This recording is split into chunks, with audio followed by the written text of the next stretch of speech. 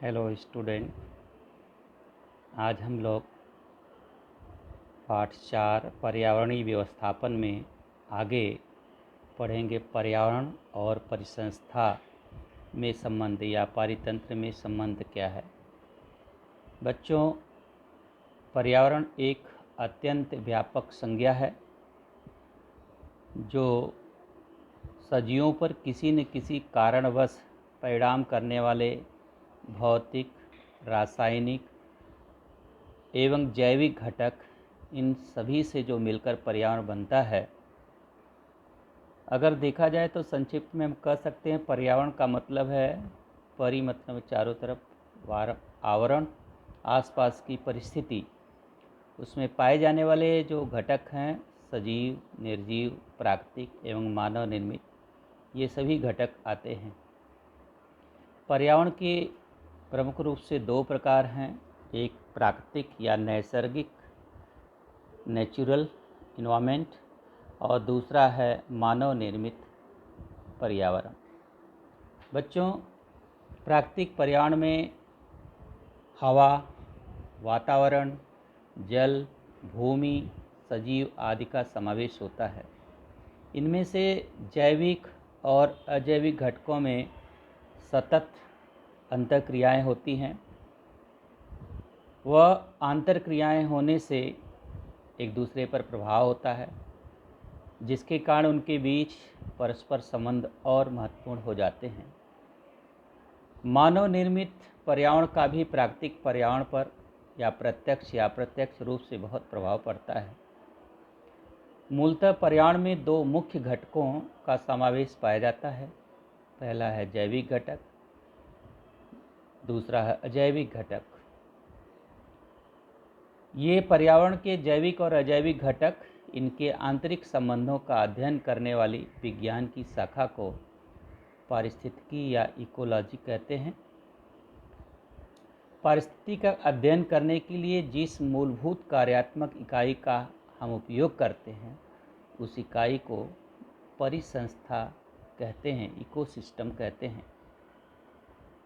पर्यावरण में अनेक परिसंस्थाओं का समावेश होता है। कुछ परिसंस्थाओं का अध्ययन पिछली कक्षाओं में आपने किया है, स्थलीय और जलीय परितंत्र, जिसमें उसके उप प्रकार के बारे में आपने अध्ययन किया था। तो अगर देखा जाए तो पानी का एक छोटा सा गड्ढा भी जो इस बरसात के मौसम में भर रहा है, उसमें भी एक परिसंस्था ही है। तो हमारी पृथ्वी सबसे बड़ी परिसंस्था है। इस प्रकार से संक्षिप्त में हम कह सकते हैं किसी एक निश्चित भौगोलिक क्षेत्र में व्याप्त प्रदेशों के जैविक और अजैविक घटक उसी प्रकार उनमें की पाए जाने वाली अंतरक्रियाओं, ये सभी एकत्रित होकर एक ऐसी परिसंस्था बनाते हैं जिसमें हम सभी रहते हैं। पर्यावरण में अनेक चक्र चलता है जिनका बहुत ही महत्व है, आप पहले भी पढ़ चुके हैं। जैसे जल चक्र, विभिन्न प्रकार के गैसीय चक्र जैसे कार्बन चक्र, नाइट्रोजन चक्र, ऑक्सीजन चक्र, ऐसे अनेक प्राकृतिक चक्र नियमित रूप से शुरू रहते हैं, जिसके कारण से पर्यावरण का संतुलन बना हुआ है। परिसंस्था के विभिन्न भोजन श्रृंखलाओं के कारण ही इन श्रृंखलाओं के कारण ही पर्यावरण का संतुलन बना रहता है। अगर भोजन श्रृंखला का एक भी कड़ी टूट जाए तो यह चक्र चलना मुश्किल हो जाएगा। चक्र का मतलब है 24 घंटा लगातार उसमें क्रिया होते रहना, एक दूसरे पर निर्भर होना। तो इस प्रकार से बच्चों, आपने ये देखा कि ये चक्र कितने महत्वपूर्ण है प्रकृति में। प्रकृति के अस्तित्व के बिना मानव का अस्तित्व असंभव सी बात है। इसके लिए प्राकृतिक पर्यावरण का संतुलन न बिगाड़ते हुए उसका संवर्धन करना यह मनुष्य का प्रथम कर्तव्य है। ऐसा कहा जाता है कि अपने पूर्वजों की ओर से पृथ्वी हमें विरासत के रूप में मिली है, जिस पर हम अधिकार जमाए हुए हैं। लेकिन अधिकार के रूप में न मिलकर हमें अगली पीढ़ी की ओर के बारे में सोचना चाहिए कि उसके लिए भी कर्ज के रूप में प्राप्त हुई है, जिसकी सुरक्षा करना हम सबकी जिम्मेदारी है। इसलिए अपने लिए और अपने आने वाली पीढ़ियों के लिए सभी को मिलजुल कर, सरकार, जनता दोनों को मिलकर हमें ये नहीं भूलना चाहिए कि इसकी रक्षा कैसे करें, कितने करें। हर साल कोशिश करें कि कुछ पेड़ अवश्य लगाएं, जिससे पर्यावरण का जो चक्र है, ऑक्सीजन चक्र, कार्बन चक्र, नाइट्रोजन चक्र, तो खेती बाड़ी ये सब जो किया जाता है, ये सब में भी चक्र चलता रहता है। पर्यावरण संवर्धन कैसे करें, एनवायरमेंटल कंजर्वेशन कैसे करें, तो सबसे पहले पर्यावरण संवर्धन के बारे में हम जानें कि पर्यावरण संवर्धन होता कैसे है। संवर्धन के बारे में आप 9th में पढ़ चुके हो कि संवर्धन कैसे होता है। उसमें जो चक्र चलते हैं उसमें इसका ध्यान रखना पड़ता है। तो पर्यावरण में सबसे पहले उसमें जानना पड़ेगा कौन कौन से घटक प्रभाव डालते हैं और कैसे प्रभाव डालते हैं। तो बच्चों, हम जानते हैं पर्यावरण पर प्राकृतिक और मानव निर्मित घटक दोनों प्रभाव डालते हैं। प्राकृतिक घटक में जैसे जलवायु में जो परिवर्तन हो रहा है, आने वाले प्राकृतिक विपदाएं जैसे इस समय कोरोना वायरस या अन्य भूकंप, बाढ़ इत्यादि पर्यावरण पर बुरा प्रभाव डालते हैं। इस समय आप असम में, बिहार में ऐसे आपको समाचार में देखने को मिल रहा होगा, वो बहुत बुरा प्रभाव उसका पड़ रहा है पर्यावरण पर। इस प्रकार अचानक होने वाले परिवर्तन से पर्यावरण के जैविक और अजैविक घटकों पर बुरा प्रभाव पड़ जाता है।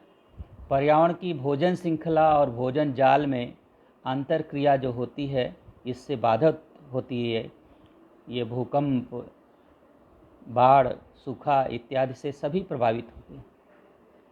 जबकि मानव निर्मित घटकों में अगर देखा जाए, पर्यावरण की बहुत हानि होती है।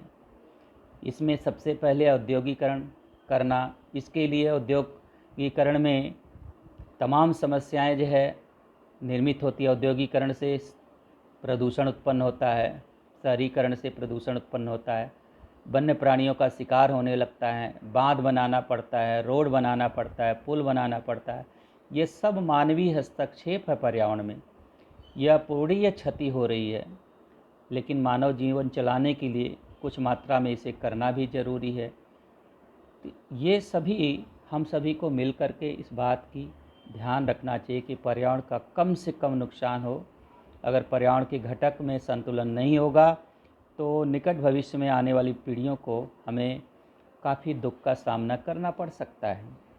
यदि पर्यावरण में भक्षकों की संख्या में अगर लगातार वृद्धि होती रहे तो भक्षकों की संख्या में लगातार दूसरे की जो है कमी भी होती जाएगी। इस प्रकार भोजन अगले को न मिलने के कारण भक्षकों की संख्या में कमी होती जाएगी। परिणाम बहुत भयंकर हो सकता है। कभी कभी नदी के किनारे बड़े बड़े कारखाने स्थापित किए जाते हैं, तो नदी की परिसंस्था पर क्या इसका प्रभाव पड़ता है? हाँ, नदी के किनारे बड़े बड़े कारखाने स्थापित करने से देखा जाता है कि कारखानों से प्रदूषित जल निकलता है, कचरा निकलता है, जो अंततः नदी के पानी में ही छोड़ा जाता है। आपने सुना होगा गंगा नदी प्रदूषित हो गई,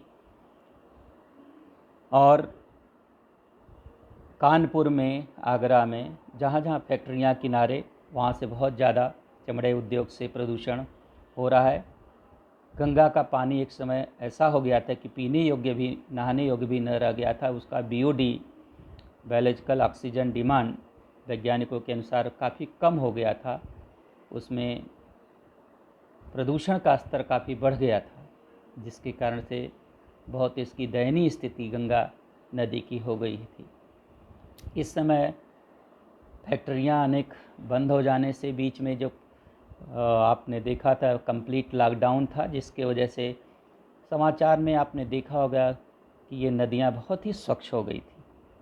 बच्चों, इसका मतलब यह है कि हमें बीच बीच में अगर सरकार ऐसा नियम बनाए साप्ताहिक, सैटरडे संडे 2 दिन कारखाने बंद रहेंगे तो लोगों को शायद आराम भी मिल सकता है और ये नदियाँ भी हमारे जीवन दायिनी बन सकती हैं। नहीं तो इन विषैले जल मिलने के कारण, कचरे मिलने के कारण आप यमुना नदी में भी देख सकते हैं दिल्ली के किनारे, तो वहाँ पर काफ़ी पानी की स्थिति खराब हो जाती है। मथुरा में भी ऐसा देखा जाता है। उन विषैले जलों के कारण, कचरों के कारण नदी के पानी में रहने वाले जो सजीव होते हैं उनकी मृत्यु हो सकती है। इसी प्रकार नदी का पानी जब प्रदूषित हो जाता है तो पीने योग्य भी नहीं रह जाता, उसका शुद्धिकरण हमें करके पहुंचाया जा रहा है। हो सकता है कि उसमें कोई खतरनाक सूक्ष्मजीव उपस्थित हो। इस पानी का उपयोग करने के कारण नदी के किनारे रहने वाले लोगों पर बहुत बुरा प्रभाव पड़ सकता है, उनका स्वास्थ्य बिगड़ सकता है, तमाम समस्याएं ऐसी निर्मित होती हैं। इसके अलावा नदी के पानी का जलीय भोजन श्रृंखला है और भोजन जाल जो है वह भी नष्ट हो सकता है। तो बच्चों, इस तरह से आप समझ गए होंगे कि जो ये पर्यावरण संवर्धन के लिए इन घटकों में असंतुलन न पैदा हो। अगर पर्यावरण के अनेक घटकों में असंतुलन पैदा होगा तो इसका प्रभाव मुख्यतः जैविक घटकों पर ज़्यादा पड़ता है। तो मानव निर्मित घटक पर्यावरण की हानि बहुत पहुंचा रहे हैं। इस बात पर हमें ध्यान देना पड़ेगा और उसकी जान माल की रक्षा करना पड़ेगा, जिससे ये भोजन श्रृंखला और भोजन जाल टूटने न पाए। पर्यावरण में विद्यमान कुछ जो प्राकृतिक घटक हैं, मानव निर्मित घटक हैं, जो पर्यावरण को जो हानि पहुंचाते हैं, उस पर सबको विचारना होगा, असंतुलन को ठीक करना पड़ेगा, उसका असर परिणाम को देखना होगा, जैसा कि अभी इस लॉकडाउन में देखने को मिला था।